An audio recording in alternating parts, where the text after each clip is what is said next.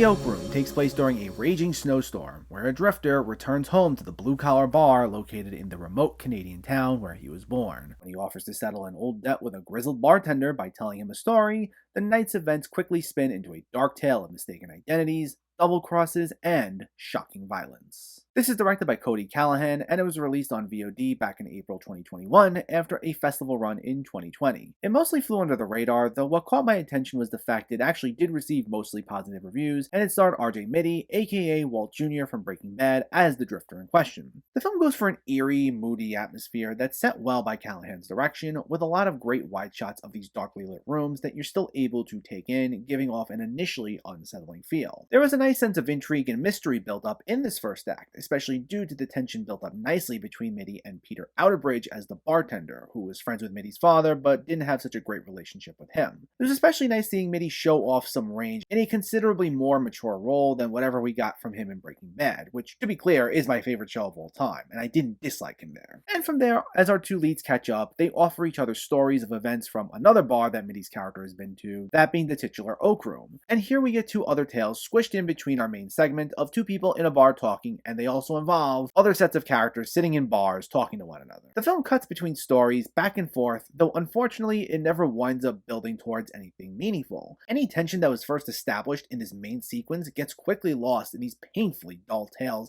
that have almost no bearing on the main segment. While it's competently directed by Callahan, there's a disjointed feel to the film, with each story feeling so disconnected, meaning that there's no arc to build towards. Plus, the dialogue felt really clunky, on top of the fact that its structure is repetitive, and while it seems to be on purpose, it just doesn't work, as it somehow manages to take a film that barely cracks a 90-minute runtime with credits feel absolutely sluggish. And what's perplexing is, it doesn't feel like there's a point to it.